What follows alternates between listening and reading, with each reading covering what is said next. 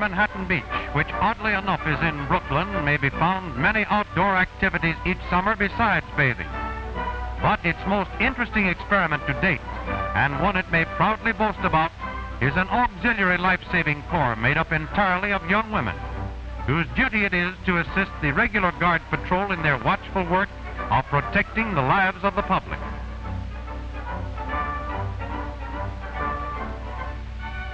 To the office of Recreation Manager, Mr. Clare B., come hundreds of young applicants, all anxious to join the seaside service.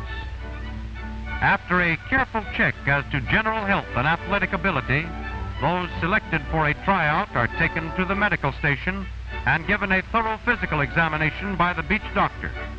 For the preliminary tests as well as the training later will be extremely strenuous.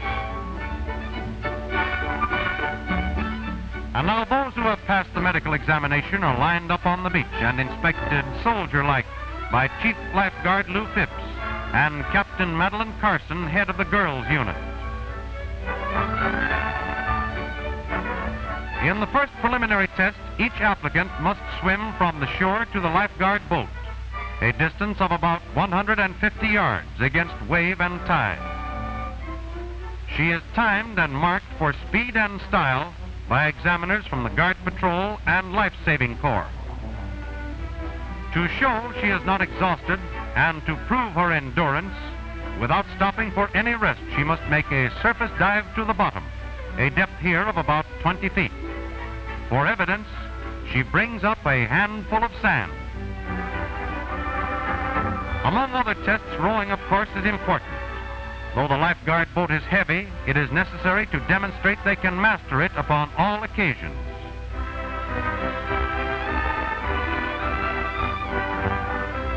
Exhaustive tests have eliminated many, but those that remain are now ready to take the training. Instructions begin with the proper method of breaking various holds, such as the front strangle, for a drowning person will grab anywhere and hold on for dear life. Another dangerous hold is the double wrist lock, which must be broken in a firm manner, for otherwise the rescuer would go down with the victim. Two people locked in each other's arms also present a serious problem, unless efficiently handled. After a hold is broken, the right method of water carry requires one arm to be kept free for swimming. And now the girls are shown the right way to carry and to pass a drowning victim from one guard to another, known as the Pony Express. The victim is held firmly and securely to prevent slipping or falling, yet at the same time as gently and comfortably as possible under the circumstances.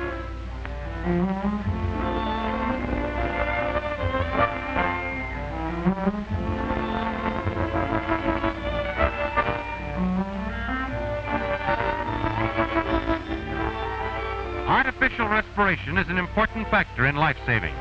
Here, the use of an inhalator in connection with the prone pressure method is demonstrated. Resuscitation by relay is necessary, for it sometimes takes many hours without pause to start the victim breathing again.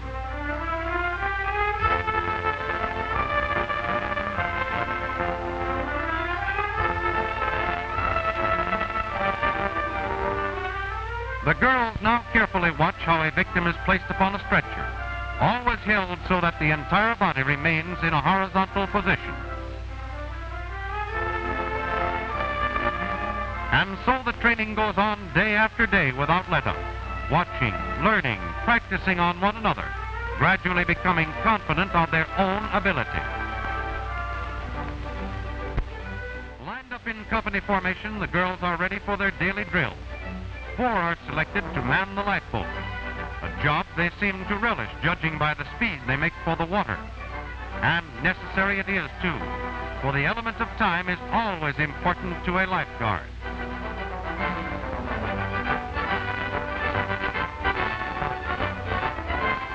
More practice, this time in deep water.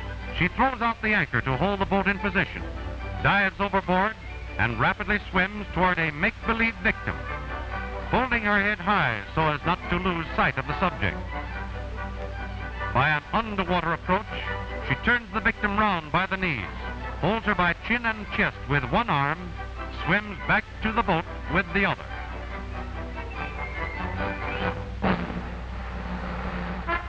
Every morning, the troop assemble and take their swimming exercise, a distance of half a mile at a speed set by the leader. Yet the mermaids seem remarkably fresh at the finish.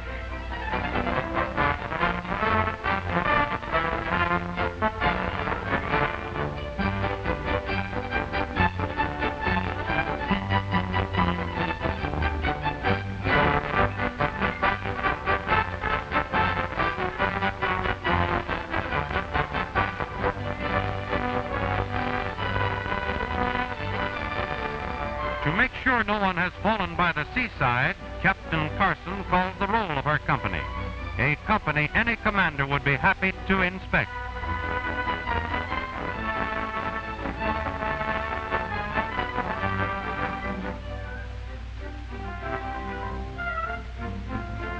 At last the day arrives when the girls are permitted to take over a part of the beach under the supervision of the regular guard patrol.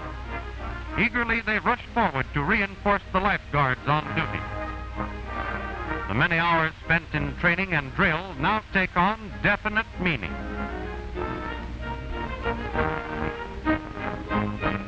Some are ordered to the guard lookout to sight any trouble in the surf and sea.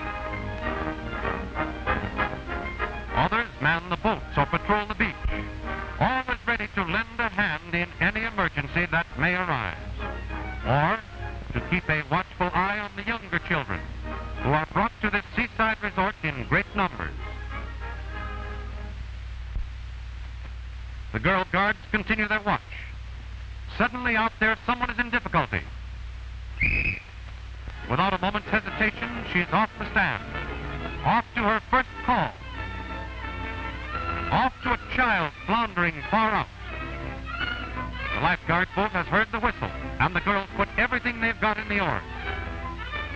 Toward the panic-stricken child there flashes through the water a white figure, swift in action, calm in mind, a godsend to a tired little body. Swiftly, too, the lifeboat cuts through the water, and as it appears upon the scene, the child is being securely held and safely brought forward on the strong, capable arm of one who is doing her part to perfection.